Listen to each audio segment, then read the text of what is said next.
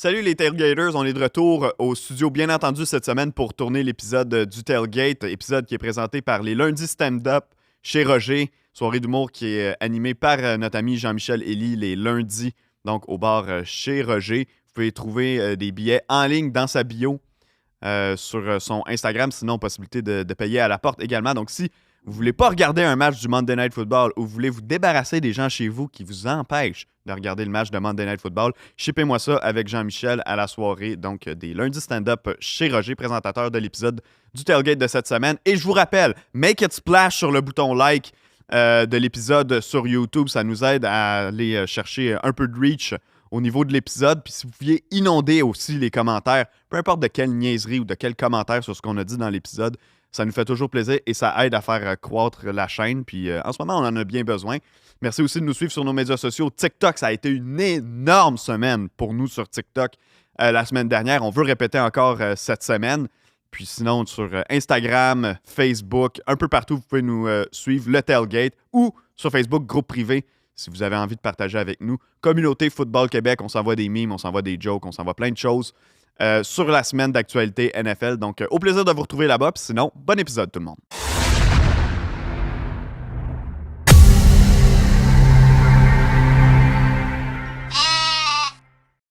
Nostrada Jim. Yo! Re-bienvenue au studio. Yes. Une bonne prédiction plus tard. Ben, quelques bonnes prédictions, mais Ouais, une ben, particulièrement épicée, si on veut. Ouais. On a vu juste sur plusieurs games. Sur plusieurs games, mais il y a juste toi qui as pris les Patriots pour gagner sur la route à Buffalo. J'ai aimé ça, ce match-là. Je trouve que ça donne un peu de spicy à la saison. C'était un bon match de foot en général. C'était vraiment nice. Beaucoup de fumbles en première demi. Beaucoup de fumbles en première demi. C'était une première demi assez bizarre pour les deux équipes des deux côtés. Mais Patriots, en fait, la raison pour laquelle j'avais vu Patriots, c'est qu'il y avait plein d'enjeux pendant cette game-là. Tu sais, il y avait Stefan Diggs qui retournait à Buffalo. Il y avait Drake May qui voulait faire un statement que comme c'est le carrière de la franchise. Tu sais, puis Verbal aussi qui veut vraiment comme mettre un point sur le fait c'est lui l'entraîneur pour plusieurs années. Mm-hmm. Puis je pense que les gars, ils se battent pour leur coach, man. Puis ça se voyait pendant la game, puis ils n'arrêtaient pas.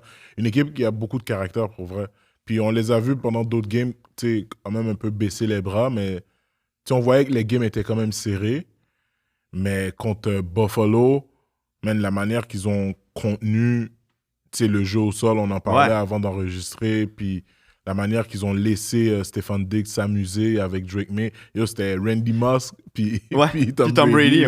Tu comprends? Puis c'était vraiment une belle game. C'était une belle game de foot. Ils ont gagné les tranchées complètement. Là. Ouais. La ligne à l'attaque des Pats a dominé la ligne défensive des Bills. Puis le contraire est vrai aussi. La ligne défensive des Pats a eu le dessus sur la ligne offensive des Bills. Comme tu as dit, ils ont arrêté Cook. Mm-hmm. Puis à partir de là, le match a complètement changé. Le match a complètement changé. Puis, tu sais, il faut quand même voir que les Bills, point de vue défensif, quand on les regarde sur papier, c'est pas des noms qui sortent de l'ordinaire, c'est pas des superstars, mais c'est quand même une équipe qui travaille bien, puis que je pense que c'est une équipe très disciplinée dans leur assignation, genre comme c'est une équipe qui sont vraiment formées en termes de do your job, le fameux anglicisme que Bill Belichick utilisait là. Ouais. Puis c'était surprenant de voir à quel point ils étaient quand même capables de faire des gros jeux, mais parfois se faire avoir avec Stefan Diggs puis Drake May. Ouais, ce que j'aime avec les Patriots aussi, c'est que là, ils viennent de lancer un message à la Ligue. Parce que rappelle-toi, en début d'année, les deux, on les a mis en playoff. Tu les as même mis comme champion de division. Ça va être tough d'être champion de division, mais ça, si tu veux le faire, c'est un match qu'il fallait absolument que tu gagnes. Puis on se ramène week 1. Les Patriots ont perdu contre les Raiders, rappelle-toi. Puis là, on se dit, qu'est-ce qui va se passer finalement avec cette équipe-là? Nos prédictions n'avaient pas l'air belles, ni sur les Raiders, ni sur les Patriots. Finalement, on voit par la suite que les Raiders, c'est pas un club solide du tout. Puis on voit que les Patriots, c'est une équipe, à chaque semaine, ils vont être meilleurs. Puis là, en ce moment, c'est ce qu'on voit. Depuis le début de la saison, à chaque semaine, ils sont meilleurs. Puis jusqu'au jour où les Patriots vont être morts, peu importe ce qui va arriver avec les Bills cette saison, même s'ils gagnent tous leurs matchs jusqu'à la fin de l'année, qui ont l'avantage du terrain pour toutes les éliminatoires, tout le monde va dire « Ouais, mais les Patriots, ils peuvent aller les battre chez eux. » C'est pas impossible pour les Patriots d'aller les battre chez eux, donc les Bills sont pas invincibles. Ouais, c'est une game sur deux. C'est une game sur deux. Fait que c'est la prochaine game. J'espère vraiment que les Bills vont essayer de step up. Mais si les Bills se font clencher encore une fois, ça va faire en sorte que notre prédiction est Ben, ma prédiction, dans le fond, est à un pas de devenir réalité. Puis une chance que j'ai pas parié 50$ contre Tommy par rapport à ça. Là, Non, hein? que les Patriots finissent on top. Je veux qu'on parle de ce qui s'est passé dans le match entre mes Dolphins, parce qu'on parle souvent de tes Colts. Là, on va parler de ce qui se passe avec mes Dolphins. 17-0, ils menaient en Caroline contre pas une bonne équipe. D'ailleurs, les Panthers étaient revenus au bon vieux mode NFL Red Zone des Panthers, c'est-à-dire qu'à chaque fois que l'attaque des Panthers est sur le terrain, en première demi, on voyait, c'est parce qu'il y avait un revirement où Bryce Young se faisait geler ou quelque chose de négatif arrivait pour eux. Il n'y avait vraiment rien qui fonctionnait pour les Panthers. Darren Waller, depuis qu'il est revenu au jeu, il a joué ses 2 premiers matchs contre les Jets, il a marqué 2 touchés, il a été super bon. Là, encore une fois, en première demi, marque un touché, fait des gros jeux pour les Dolphins. En deuxième demi, visé 0 fois. Je suis pas fâché. On s'entend à ce point-ci, je m'en fous de la saison des Dolphins. Dans ma tête, c'était clair depuis le début qu'elle allait être pourrie. Alors, le fait qu'ils perdent le match, je m'en fous un peu. Le fait que tu mènes 17... Tu sais, ça t'en montre tellement long à quel point il est temps de passer à autre chose par rapport au cycle de cette équipe-là, que ce soit le DG, que ce soit le coach, que ce soit même le groupe de leaders sur le terrain, si on peut les appeler des leaders. Mais cette équipe-là, elle n'a pas la force de caractère, puis elle n'a pas non plus le talent pour performer. Donc, c'est juste triste parce que c'est tellement un alignement meilleur que le résultat qu'on voit, mais on pouvait quand même prédire d'avance ces résultats-là. Mais c'est ça, c'est l'ensemble de Miami. C'est une organisation qui font juste mettre des joueurs dans des jerseys, puis comme aller jouer sur le terrain, puis essayer de remplir votre équipement, puis comme on doit avoir 53 joueurs dans notre roster, fait qu'on va prendre n'importe qui, puis on va juste les remplir. Yo, tu mènes 17-0, tu continues à courir le ballon, tu gères bien le cadran, tu peux sortir de là avec une victoire. Surtout que tu joues contre Panthers, une équipe que nécessairement qui n'est pas menaçante sur papier, mais qui peut quand même scorer des points, tu sais. Mais quand on regarde l'ensemble de la game pour les Panthers, évidemment, ils n'ont pas arrêté d'avancer. Puis Laguette, Xavier Laguette, honnêtement, man, comme ce gars-là, je sais pas à quoi m'en tenir. Genre, des fois, il joue bien, des fois, il joue comme un 7-round pick. Puis, tu sais, la passe directement dans la main, c'était vraiment comme hallucinant. Puis tu regardes l'ensemble de Bryce Young, comment il a joué au second half. Il a joué comme un quarterback élite, puis bien gérer le clock, bien gérer toute la situation. Mais pour en revenir aux Dolphins, il y a quelque chose qui ne fonctionne pas dans cette équipe-là. Il y a quelque chose qui... Je pense qu'ils essayent de passer un message aux propriétaires pour dire de comme changer l'administration ou... Tu peux pas perdre 17-0. Tu peux pas gagner 17-0 puis perdre contre les Panthers. Non. C'est un truc, c'est une loi non écrite dans la NFL que tout le monde est au courant que comme tu peux pas être 17-0 puis comme aller trouver une façon de perdre cette game-là, surtout qu'il te manque un de tes receveurs élites qui est Tyreek Hill. Puis tu sais, pendant toute cette game-là, je m'attendais à ce que ça soit une game plus serrée, moi. Je m'attendais à ce que ça soit une game plus serrée à cause de la perte de Tyreek Hill. Puis je m'attendais à ce qu'on utilise plus nos joueurs et superstars pour comme essayer d'avancer, essayer de donner un boost à la offensive. Ce qu'ils ont fait un peu, mais pas nécessairement à pleine capacité. Fait que rendu là, c'est juste comme Dolphins. Je pense que l'ensemble de l'équipe devrait juste faire comme yo, tu sais quoi, que le propriétaire devrait juste clean up tout, puis comme c'est ce qui va arriver. À zéro, c'est ce qui s'en vient. Puis on avait dit week 5, hein, quelque chose comme ça, pour les premiers congédiements et tout. Puis comme, yo, je serais pas surpris là, que là, maintenant, le sablier est retourné, puis comme ça se passe là. Je veux pas dire n'importe quoi, je pense que la semaine de congé des Dolphins est à la semaine 11. Je sais pas s'ils vont attendre jusque-là. Je pense pas. Parce que, man, c'est vraiment des no-shows. À part le match contre les Jets, mais tu joues contre les Jets. Ça serait pas nécessairement... ce serait bizarre de faire le... Ce serait bizarre de faire le congédiement à la 11e semaine. Ça veut dire que si tu fais le congédiement à la 11e semaine, ça veut dire que tu as une fiche perdante, puis tu fais pas les playoffs. Ouais, il est trop... Fait à quoi bon faire le congédiement? C'est ça. Si tu le faisais à la semaine 3, c'est une chose pour shaker l'équipe. Si tu le fais quand la saison finit, c'est une chose.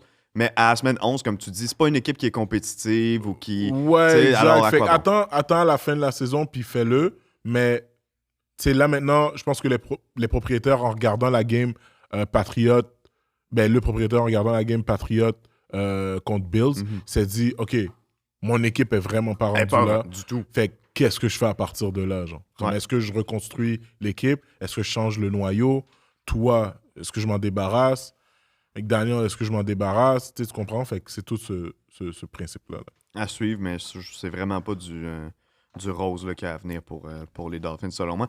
On va parler un petit peu de tes Colts, mais en fait, on parlera pas vraiment de l'équipe en tant que telle. On va parler, par contre, de ce qui s'est passé. Le plus gros découpage à Indianapolis en fin de semaine, est-ce que c'est la défense des Raiders ou le chest à Mark Sanchez qui a mangé des coups de couteau d'un chauffeur de Uber Eats? Est-ce que tu as vu la vidéo de lui en train de marcher? Ouais, j'ai tout vu.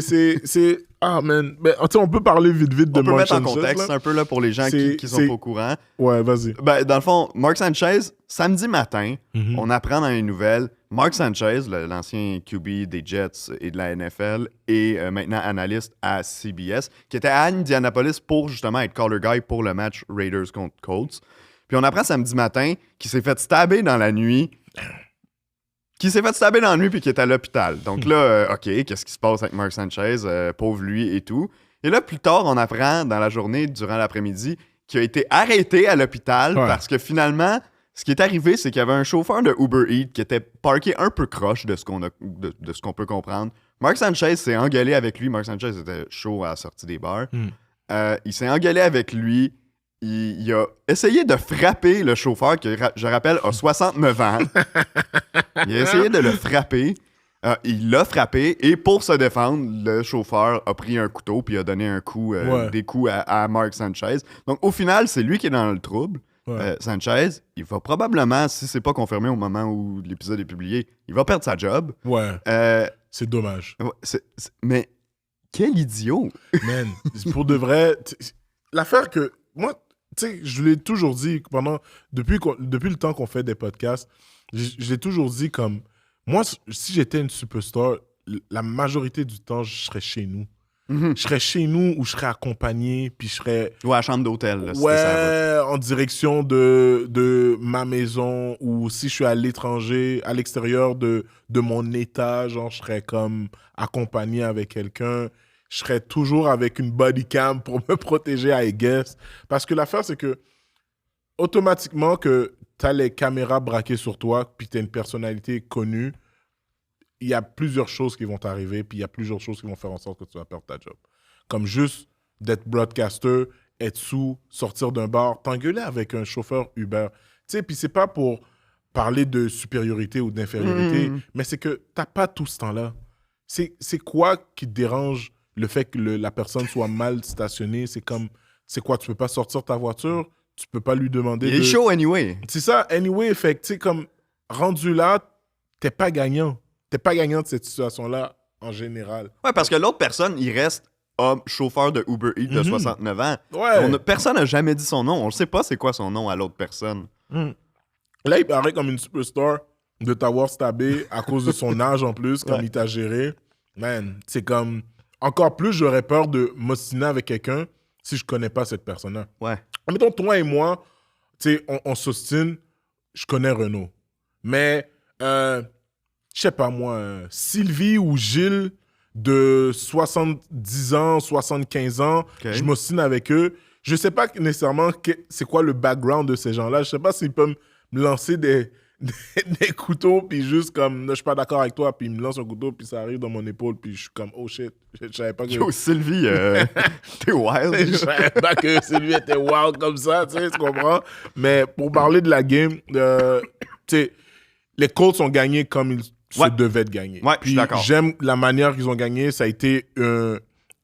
aucune façon, les Raiders étaient dans le coup, là. Comme ça a été Colts du début jusqu'à la fin. La défense a bien joué, l'offensive a bien joué, on a scoré des points importants. Les joueurs en général ont tous bien joué. Daniel Jones, pour vrai, je suis vraiment très content. Puis, Il n'y a pas de match catastrophique signature Daniel Jones depuis le début de l'année. Tu sais, oui, il a lancé 2 picks la semaine passée, mais il avait pas l'air d'un gars qui sait pas qu'est-ce qu'il fait ou complètement perdu. Jamais. Puis ils étaient quand même dans la game. Oui, tu comprends? Fait que c'est important de... Il y a une façon de perdre des games aussi. Tu sais, quand tu perds une game puis tu perds par 1 ou 2 possessions, mais que comme vous étiez dans le coup pendant tout le long de la game, c'est magnifique. Mais quand tu perds puis tu te fais toujours blowout puis ton QB connaît des revirements, là, il y a une situation qu'on doit adresser, tu sais. Mais pour de vrai, voir les Colts gagner de cette manière-là, imposant, c'était merveilleux. Ouais, non, je suis 100% d'accord. Moi aussi, j'ai trouvé ça à la limite rassurant.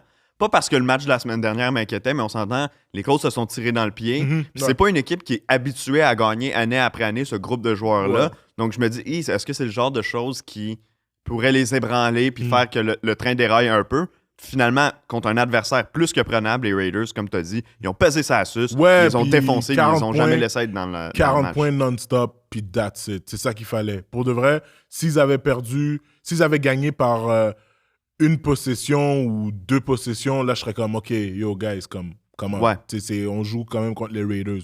Oui, les Raiders ont comme 2-3 joueurs influents, mais comme pas au point d'impacter une game. Non, 100% d'accord avec toi sur celle-là. Prochain match, en fait, peut-être glisser un mot rapide.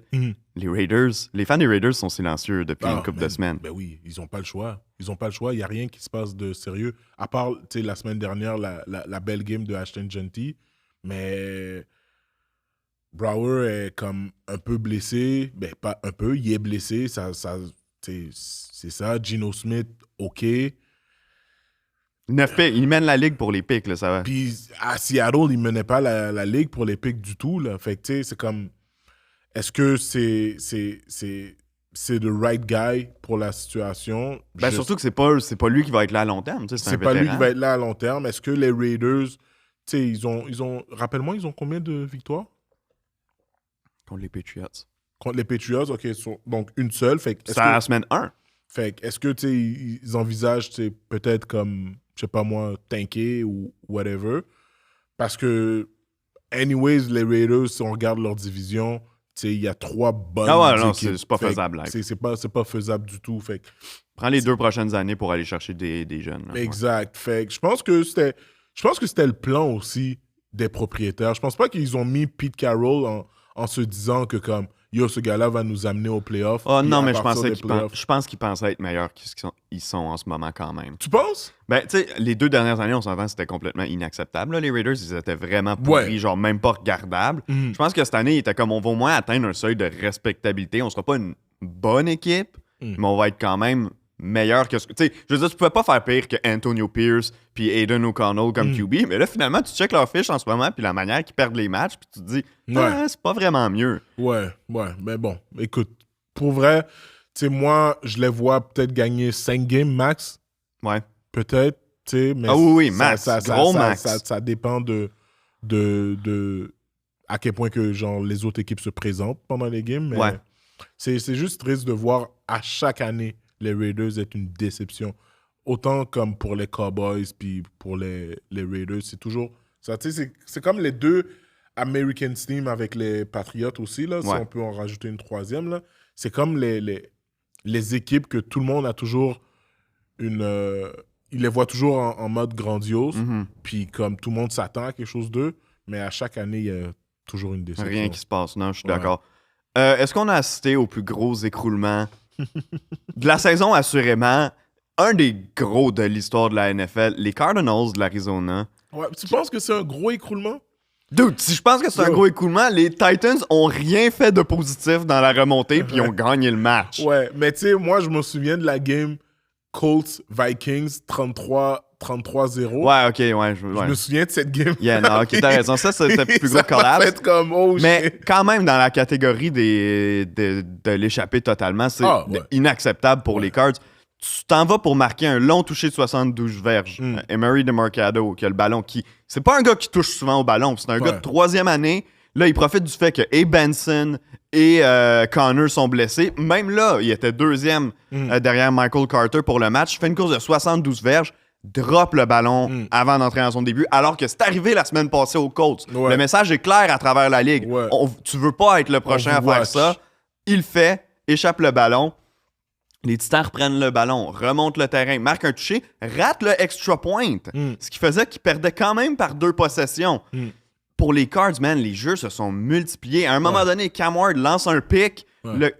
Murphy Bunting, je pense, échappe le ballon sans être touché. Le ballon roule, se fait frapper. Il y a 4 joueurs des Cards qui touchent au ballon. Finalement, il est dans la end zone, il est recouvert par les Titans touchés. Le ballon aussi sur un snap qui a pogné la tête à Kyler Murray, qui a dû être examiné pour une commotion après. C'est hilarant. Ça m'a tellement fait rire. Mais ce qui me fait rire dans tout ça, c'est que de tous les jeux que je viens de te nommer, qui sont tous des matchs clés, parce que le fumble, ça a coûté aussi 3 points là, aux Cardinals, là, celui où ça pognait la tête à Murray. Mais dans tous ces jeux-là, il n'y a rien de positif fait par les Titans. Là. Les Titans ont rien provoqué. C'est les Cards qui les laissent comme revenir dans la game. Ouais, tout seul. 100%. Ils leur ont donné des points complètement. Ils leur ont donné le match. Je ne sais pas si tu as vu sur le sideline Jonathan Gannon, le coach des Cards, après le jeu, quand il est allé poivrer Demercado. Hier, lundi, pendant les meetings d'équipe, il s'est excusé devant tout le monde à Demercado. Parce que, écoute, on s'entend là, oui, il fallait que tu y parles dans le casque, au sens que c'est inacceptable ce qu'il a fait. Je sais pas les mots qui ont été utilisés parce qu'on n'entend pas sur la vidéo, on fait juste voir Gannon rouge tomate puis comme péter une latte. Mais si tu regardes le visage des joueurs autour, tu sais, au début, ils le voient arriver, ils sont comme il va l'engueuler. Puis quand il commence à l'engueuler, tu vois les visages qui font comme oh, genre that's over the line là. C'est mais en même temps, je suis content. Ouais. Je suis content qu'il l'ait engueulé parce que quand on parlait là, de ce head coach-là, c'est que tu sais, c'est pas un head coach généralement qui pète des coches comme sur base régulière. Genre, c'est souvent ça que quelques joueurs les ont reproché d'avoir joué pour cette équipe-là. Ouais. Puis c'est toujours comme... On n'est pas sûr que ce gars-là, c'est nécessairement un leader comme head coach, mais tu sais, c'est une tête de football, fait qu'on va le suivre. Mais là, tu regardes la manière qu'il snap. Moi, si j'étais joueur, il y aurait 2 choses que je me serais dit. Premièrement, il est care de gagner la game. C'est une erreur stupide aussi. Je vais le rentrer dans le premièrement. Là. Puis deuxièmement, de le voir snap, c'est à quel point qu'il y a le sentiment d'urgence que comme ma job is on the line. Comme je dois gagner cette saison, je dois au moins finir avec une fiche de 500, puis au moins être dans le hunt pour être dans le wildcard. Pas nécessairement gagner la division, mais être dans le wildcard ou in the hunt. Parce que l'affaire, c'est que tu regardes cette erreur-là, je pense que le coach était plus fâché contre la situation en général. Puis la situation en général, c'est t'es deuxième backup d'un backup. On te donne une chance de step up contre une équipe qui a nécessairement rien à prouver, puis que tu fais bien, mais à cause que tu n'es pas 100% concentré, tu échappes le ballon à la 2000 lignes des verges, genre. Puis, man, on ne sait jamais qu'est-ce qui peut arriver dans la NFL. Ça switch, ça donne un momentum. Puis regarde qu'est-ce qui est arrivé, regarde comment ils ont perdu la game. T'sais. Puis même le beauté, je pense que, je sais pas si tu as vu là, le beauté à la fin pour comme avoir le final lead. Des Titans, ça. Des Titans. Yo, personne n'était sûr que ça allait... non. Ça allait non, ben, bon, Joey là. Sly, tout est possible hein, avec ce batteur-là. Puis même, tu vois la réaction de Cam Ward de comme, OK, est-ce que c'est bon? Ouais, c'est bon. Ouais, okay, ben même moi, quand j'ai décrit le jeu, j'étais pas sûr si ça passait. Ouais, c'est ça, exact. Ouais. Tout le monde était comme, OK, ben, tu sais, c'est ma première victoire, c'est la première victoire à Cam Ward. Puis, man, il faut que tu sois concentré en tant que... C'est pour ça que j'étais fâché contre Adonai Mitchell. Puis, tu sais, fâché, façon de parler, là. En même temps, je respecte le joueur, puis... T'en es revenu en retournant chez vous. J'en suis revenu après la game, j'en suis revenu. Là. Mais c'est que, les gars, vous êtes payés des millions ou des milliers. Comme, soyez concentrés. Vous êtes au next level. Vous êtes au summum du football, de la planète. Comme, soyez concentrés, man. Il y a tellement de jeunes joueurs qui attendent l'opportunité d'avoir ce ballon-là dans les mains. Puis comme... C'est deux, tu sais, et Mitchell et DeMarcado, 2 gars qui ont leur place à gagner. Tu sais, Mitchell, la semaine passée, il jouait seulement parce que Pierce était blessé. Sinon, il était healthy scratch. Ouais. Puis d'ailleurs, cette semaine, je suis pas certain s'il a joué pour les Colts. J'avoue que là, ça il a joué, mais il n'a pas été... Il a joué, mais il était en uniforme. Mais on s'entend-tu que t'hésites 2 fois avant de lui lancer le ballon après ce qui est arrivé? C'est sûr. Donc, c'est 2 gars qui ont énormément de choses à prouver pour monter dans le depth chart de leur équipe. puis qui venait de réaliser des gros jeux importants, là, une longue course ou un gros catch comme celui que Mitchell avait fait la semaine passée, finalement, tu drops ça automatiquement que tu venais de gagner des points à tout le monde. Tu allais être un point de conversation dans toutes les émissions de radio, dans tous les podcasts de la semaine pour une raison positive. Puis finalement, tu deviens la risée, vous devenez des poster boys de la semaine pour des raisons négatives. Ils perdent contre Titans, alors que comme, tu sais, ils ont rien qui fonctionne en ce moment dans leur saison. Puis, by the way, les Cards, je comprends pas nécessairement comment, à chaque année, ils ont quand même une équipe décente, puis à chaque année, ils se font toujours comme ridiculiser par une mauvaise équipe. Par une mauvaise équipe ou se ridiculiser parce que finalement, ils ont pas fait les playoffs ou ils étaient loin de faire les playoffs. Yo, ils ont quand même au corner. Le deuxième running back, c'est Trey Benson. Trey Benson, excuse-moi. Mais les deux sont blessés en ce moment. Après, ouais, t'as Laporta. T'as pas Laporta, t'as McBride. Ouais. T'as Harrison Jr. Ouais. De l'autre côté, t'as Kyler Murray. Après ça, de l'autre côté, t'as le safety. Buda Baker. Xavier Collins. Tu sais, c'est comme. Il y a des bons morceaux. T'as quand même des bons morceaux. Puis je trouve que. On dirait qu'ils sont jamais capables de faire un statement. Non, genre. mais en plus, t'as raison. Puis regarde comment cette saison-là pourrait être complètement différente pour les Cards. DeMarcado échappe pas le ballon à la ligne d'une demi-verge, donc il gagne le match. Il gagne le match. Il gagne le match. Puis rappelle-toi, il y a quelques semaines, il jouait contre les 49ers. Ça s'est terminé sur le dernier jeu du match sur un placement. Donc, qui est même pas une phase de scrimmage, là, on s'entend. Donc, ça aurait pu aller d'un côté comme de l'autre, puis le match football, entre guillemets, si tu veux, aurait été pareil. Donc, les Cards pourraient et même devraient en ce moment être 4 victoires, 1 défaite.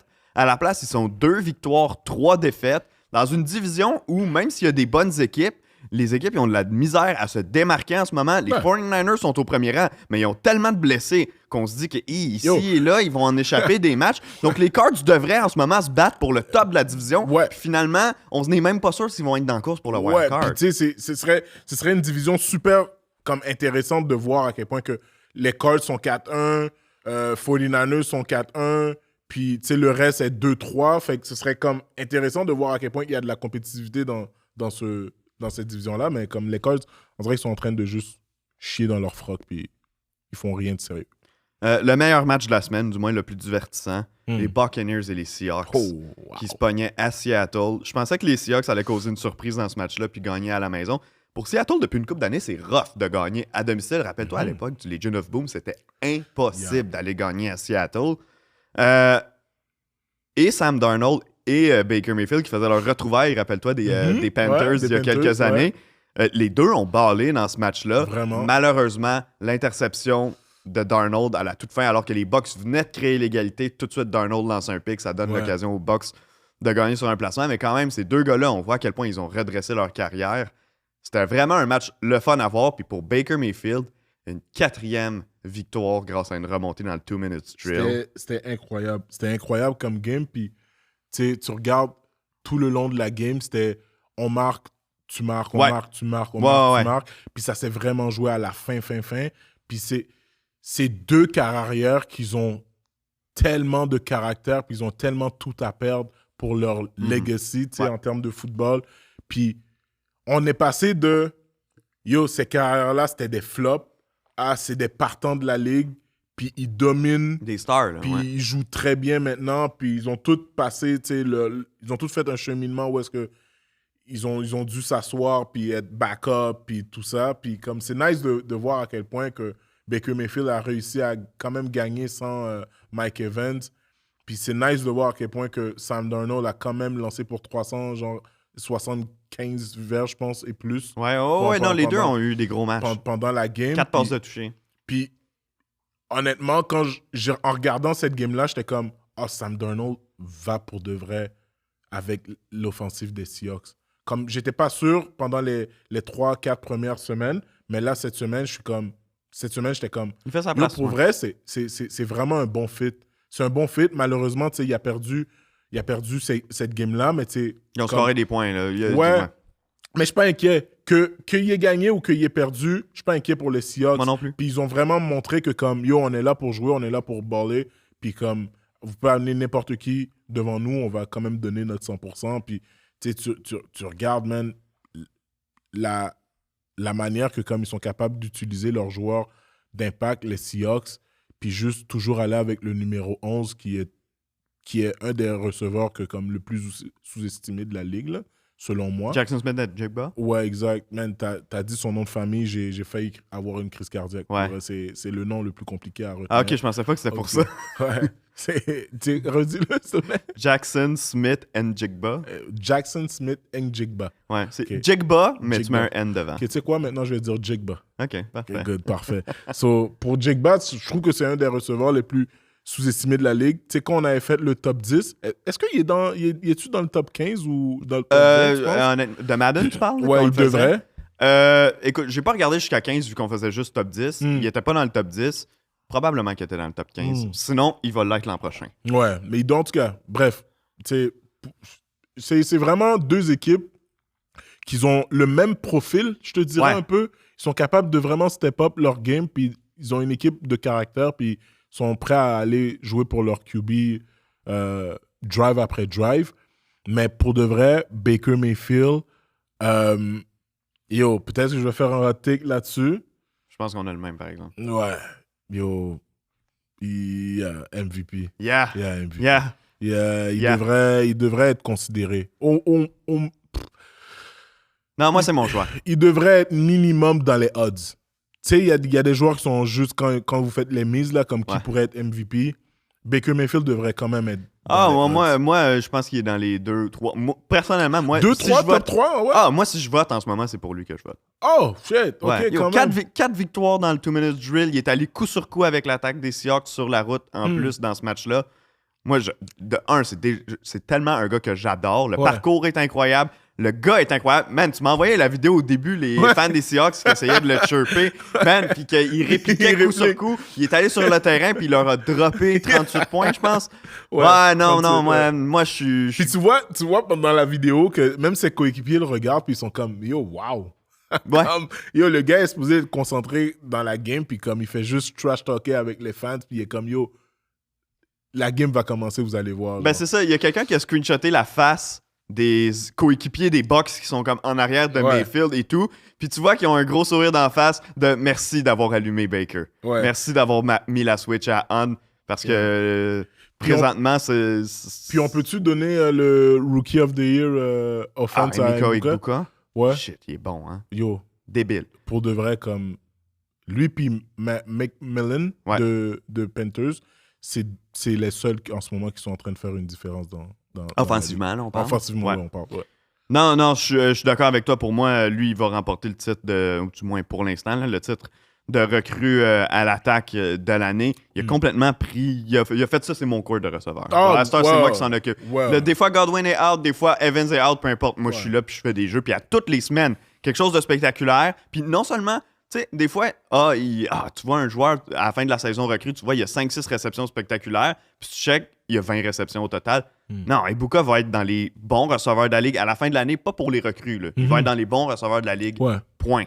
Puis encore, tu sais, pour en rajouter là-dessus sur cette game-là, tu sais, la manière que Baker Mayfield jouait, ça m'a fait réaliser que ce gars-là est encore le QB de cette organisation-là pour encore les 5-6 prochaines années. Là. Il est quand même en santé, puis il n'y a pas de petit bobo qui traîne. Fait que d'avoir un receveur comme Ibuka, ça va être comme super parfait. Là. Il faudrait juste qu'il rajoute un autre receveur pour quand Godwin va donner sa retraite ou quand il va partir. Là. Mais à part ça, c'est nice. On va parler de Broncos-Eagles. Après, tu me diras s'il y a d'autres sujets que tu veux toucher. Première défaite pour les Eagles, donc avec les Bills et Philadelphie qui ont perdu. 17-3. Ouais, exact, qui menaient 17-3, mais avec les Bills et Eagles qui ont perdu, ça veut dire qu'il n'y a plus d'équipe invaincue dans la NFL en 2025. Les Dolphins de 1972 peuvent dormir en paix et popper le champagne. Mais pour les Eagles, moi, quand on faisait nos prédictions, on m'entend le dire dans la clip, ils vont payer le fait de jouer des demi-matchs. 100%. Et là, tu viens de le dire, ils menaient dans ce match-là encore par 2 touchés. Puis ils l'ont échappé parce qu'à un certain moment, en deuxième demi, je pense, ils ont marqué un touché sur leur première séquence de la deuxième demi. Puis pour le reste, après, ça a été des séquences rapides. Ils ont multiplié les 3 and outs. Ouais. Ça s'est pas bien passé. Ils ont mis la switch à off. Puis, tu sais, là, visiblement, le courant passe pas entre Jalen Hurts et A.J. Brown. Pas juste sur le terrain. Tu sais, avec les commentaires qu'on entend en dehors, visiblement, il semble pas s'apprécier, ou du moins le fait que ça connecte pas sur le terrain a vraiment l'air de déplaire à A.J. Brown. Ouais. Mais il n'y a pas juste ça cette année. Il y a eu des modifications sur la ligne à l'attaque. On n'en parle pas beaucoup, mais Mekhi Becton, qui l'an passé s'était amené avec les Eagles, qui l'ont transformé en garde, qui a été ultra efficace, puis il est tellement énorme pour un garde en plus, il était super efficace. Il a signé avec, si je ne me trompe pas, les Chargers cette année. Ouais, c'est ça, les Chargers. Et la ligne à l'attaque des Eagles, dans l'ensemble, elle a plus l'air de la même. Saquon Barkley connaît pas une grosse saison. Non, vraiment une saison très ordinaire. Mais c'est ça l'affaire aussi. En termes de football, les gardes sont super importants quand tu as une running team. Puis le fait que tu perds ton garde qui est super comme athlétique puis super imposant, ça va impacter ton running game. Puis, tu sais, on parle d'un Saquon Barkley qui est quand même talentueux, là, on s'entend, là, mais c'est sûr que ça va affecter, puis c'est sûr que ça va faire en sorte que l'offensive va moins accélérer vers la réussite, I guess. Mais pendant tout le long de la game, tu sais, Broncos essayait d'avoir des étincelles au first half, mais ça fonctionnait pas parce que, tu sais, l'attaque se faisait contenir par la défensive des Eagles. Mais on dirait que la défensive des Eagles, je sais pas, soit ils sont out of shape ou ils sont pas capables de terminer leur game. Dans le fond, puis comme, man, tu mènes 17-3, t'as la meilleure défensive, t'as la défensive que n'importe quelle franchise aimerait avoir, parce que t'as un box super imposant, t'as une tertiaire super imposante aussi, comme let's go, fini la game, puis comme on passe à autre chose. Puis en plus, sachant que tout le monde a les Broncos comme aspirant à gagner le AFC ou aspirant à aller loin en playoff. Fait que fais un statement, c'est 17-3 à la mi-temps, continue à marquer des points, fais un peu comme les Colts, sois dominant pendant toute la game, mais yo, là, à la fin, là, surtout le Hail Mary là, que tu vois, là, comme... Les deux gars qui sautent dessus. Ouais. Les deux gars touchent à la balle. Je pense qu'honnêtement, s'il y a juste un gars qui s'occupe de prendre la balle, il gagne. Il gagne, mais les deux gars, je sais pas, comme... C'était Brown et Smith, en plus. Ouais, hein. Puis je pense qu'il n'y avait pas de cohésion, de chimie, puis ils ont juste fait comme, yo, c'est moi qui veux gagner, puis ça a juste fait en sorte qu'ils ont perdu. Parce que les deux ont touché à la balle. Puis de manière claire. Oui, exact. Mais tu vois ça, ce genre d'affaire-là, de dire, gimme, c'est moi qui veux la balle. Puis honnêtement, je pense que la balle était à Smith, là. C'est Brown qui était dans le tort sur le jeu, même si Brown est une cible pas mal plus imposante. Mais c'est à cause de lui que le ballon, au final, a été échappé. Mais ça peut pas arriver d'une équipe comme les Eagles. Parce que là, tu perds un match. C'est correct, là, tu vas en perdre au moins un match durant la saison régulière. Mais rendu au playoff, là, imagine tu perds à cause de ce jeu-là là, où tes deux receveurs sont en train de se coller dans la end zone en playoffs. Tout le monde va en parler et la bombe va exploser dans le vestiaire des Eagles complètement. Moi, j'ai une question pour toi qui en fait, est impossible à répondre. On se l'était posé il y a quelques semaines. C'était un peu plus clair. Là, avec la défaite des Eagles, ça l'est moins. C'est qui la meilleure équipe dans la NFC? Oh, dans la NFC, pour vrai, comme... Il n'y a pas de vraie réponse. Mais il n'y a pas de vraie réponse de qui est la meilleure équipe dans la NFL. Ah, point. Oui, je suis d'accord. C'est comme on peut avoir un long débat sur est-ce que c'est Buffalo, est-ce que c'est Eagles. Mais honnêtement, on l'a vu cette semaine, la manière que les équipes jouent contre ces équipes-là, ils sont prêts... Ils font le tout pour le tout, genre. Ils vont le tout pour le tout, genre, comme ils veulent vraiment faire un statement de dire que nous aussi, on a une belle équipe, nous aussi, on veut travailler, puis, tu sais. Mais pour vrai, dans la NFC, regarde, comme moi, personnellement, si j'avais un top 3 à te faire, ce serait Packers, Eagles, puis, man, Bucks. Ouais. Puis... Même si on perdu la semaine passée contre des 49ers amochés, j'ai encore l'impression que les Rams sont dans ce mix-là, mais à cause de la défaite, on peut pas les mettre dans le top 3. Mais on s'entend que présentement, les trois équipes que tu as nommées, on peut les mettre dans n'importe quel ordre. Quelqu'un te dirait n'importe quel ordre, puis tu dirais « Ouais, j'ai pas le choix d'être d'accord avec toi. » Au sens qu'il n'y a pas une équipe claire que si quelqu'un nomme une autre équipe, tu te dis « Non, t'es un fou. Puis dans AFC, je pense que les Bills ont encore un edge sur certaines équipes, mais tu peux pas dire qu'ils sont tout seuls dans une classe à part présentement. La seule chose que je vais donner aux Bills, c'est qu'au moins leur défaite est venue contre un rival de division, que tu joues 2 fois par année, qui se prépare extra pour toi. Elle compte quand même, là, la défaite. Don't get me wrong. Mais tu sais, c'est comme dans les règles d'un Survivor. Prends pas des matchs de division, tu sais jamais ce qui peut arriver dans ces matchs-là. 100%. Tandis que les Eagles ont perdu contre une équipe de l'AFC qui est venue chez eux. Ceci étant dit, les deux équipes ont perdu à la maison, puis ils ont vraiment montré qu'il n'y a pas d'aura d'invisibilité dans la Ligue. Tu sais, dans les dernières années, Les Chiefs en avaient un. Puis même, ils le prouvaient année après année après année. Même les matchs serrés, même quand on performe mal, on trouve le moyen de gagner. Certains diront grâce aux arbitres, mais quand même, cette année, il n'y a aucune équipe qui remplit ces critères-là. Mais tous les games, tu sais, on parle des Chiefs là en ce moment. Là. Puis, tu sais, la game hier contre Jags, honnêtement, ils auraient dû gagner cette game-là. Puis, c'est pas nécessairement à cause des arbitres, mais c'est comme, quand tu regardes l'ensemble de la game, c'est comme, ça fait 2 games que Chris Jones donne à l'adversaire. Puis, le dernier play, la première fois contre Chargers, le rollout, il se fait overplay par Justin Herbert. Il court, first down, il run the clock, il gagne. L'autre play hier contre les Jags, il joue même pas. Ouais. Puis comme il y a une possibilité de faire de la poursuite pour aller plaquer Trevor Lawrence, mais il le fait juste pas. Ouais, on sait pas s'il aurait arrêté le toucher, mais il aurait été là, il aurait pu essayer quelque chose. Là, il a rien fait. Un 295 livres qui court pour aller frapper un 215 livres, fais-moi confiance que comme il l'aurait pas run over là, Chris Jones. Là, tu comprends? Fait que c'est comme, donne tout ce que t'as au pire des cas. Parce que là, en ce moment, qu'est-ce que ça fait? C'est que vous êtes 2-3, vous êtes en bas dans la division, pas nécessairement bottom, mais comme vous êtes en bas quand même.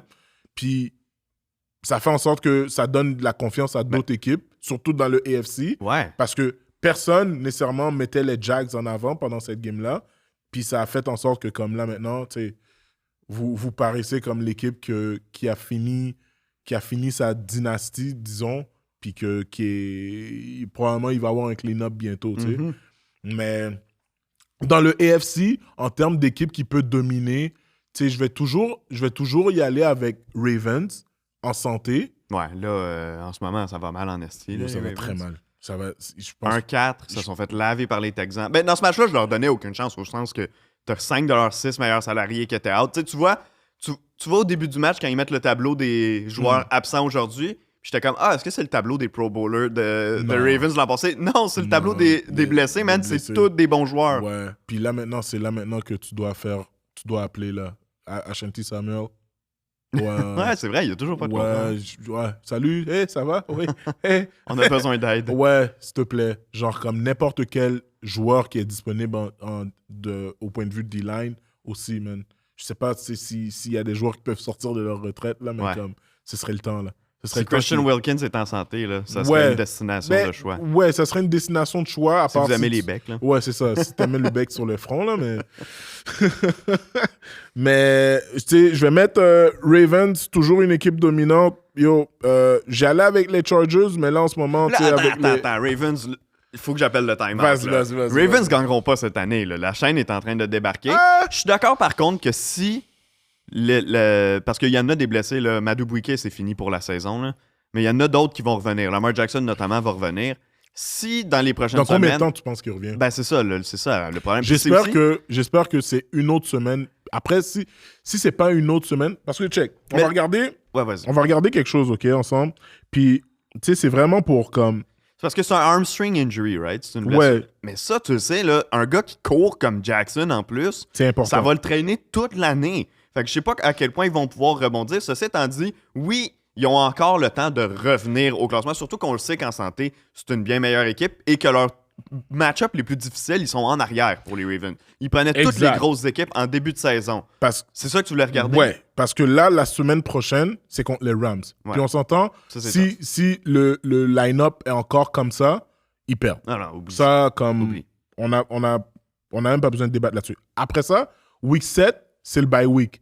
Fait que les possibilités de revoir les joueurs guérir augmentent. Fait que là, après, on a les Bears. On a les Dolphins. On a Vikings. Browns, avec la défensive, ça va être une game très serrée. Mais c'est prenable. Ouais. Puis Vikings aussi, ça va être une game très serrée. On a les Jets, Bengals, qui vont gagner. Steelers, prenable, mais comme en mode comme on verra. Bengals encore.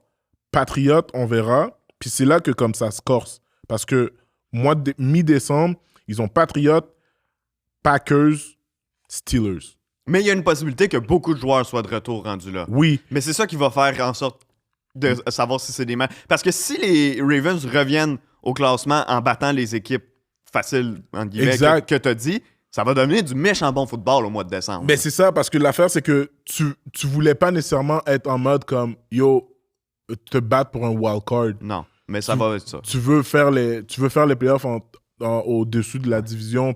Mais ceci étant dit, il y a personne qui se démarque dans cette division-là. Donc, les Steelers sont en train de se démarquer en ce moment. Oui, tranquillement, mais les Steelers sont pas à l'abri d'en perdre 3 de suite. Ah non, ils sont pas à l'abri. C'est possible que cette division-là se gagne avec 10 victoires. Je te dis pas que ça va arriver, mais c'est pas impossible parce que Browns puis Bengals, surtout les Bengals en ce moment, comment ils jouent, oh boy, ça va mal. Fait que tu penses que les Ravens pourraient finir genre 13-4? Non. C'est ça, tu sais, c'est comme... Leur défense est pourrie. Mais tu sais, mais je pense que c'est pas impossible pour eux de rentrer dans les playoffs. Puis on s'entend qu'avec cette équipe-là, avec le contexte là, de on a tous les blessés, c'est un peu comme, je fais une parenthèse CFL, mais avec les Alouettes cet été qui ont perdu leur QB pour plus que la moitié de la saison. À un moment donné, OK, c'est bon. Est-ce qu'il va être en santé au moment des éliminatoires? Oui. Donc si tu rentres en éliminatoire, c'est pas grave que tu rentres deuxième, que tu rentres premier, que tu rentres troisième. Je suis d'accord avec Faut juste que tu rentres. Donc, pour les Ravens, c'est vraiment ça. Ceci étant dit, man, leur défense, même en santé, avait des gros problèmes. Là, pas en santé, je veux dire, c'est une catastrophe totale. Même s'il y a des joueurs qui reviennent au jeu, il y a des choses qu'il va falloir qu'ils s'adaptent chez les Ravens. 100%, je suis d'accord avec toi. Est-ce qu'il y a d'autres matchs ou d'autres scènes du week-end desquelles tu veux discuter? Honnêtement, non. Pas vraiment. Tu sais, je pense que les Chargers... contre Commanders, on voit vraiment l'impact de la blessure sur les joueurs de ligne offensive. C'est comme... ils se rendent plus vite au quart arrière. Ah oui, sans Alt et Slater, puis même que Pipkin, qui est le troisième, est sorti à un moment du match, puis est revenu à cause d'une blessure. Mais je suis d'accord avec toi, cette équipe-là, sans ces deux bloqueurs, c'est pas la même chose. Puis là, Omarion Hampton s'est blessé. En plus, le running back recru, choix de première ronde.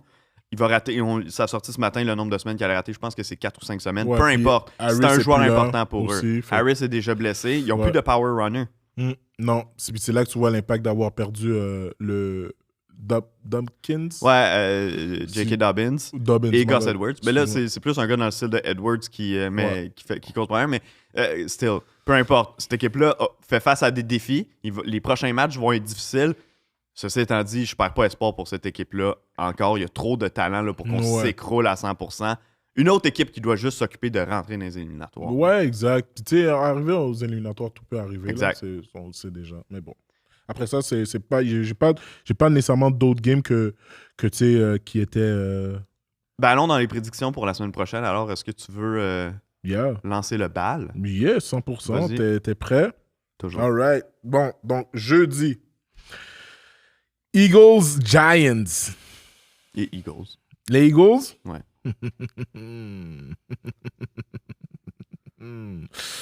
Je vais aller avec les Eagles aussi. Broncos-Jets. Je vais avec les Broncos sur la route.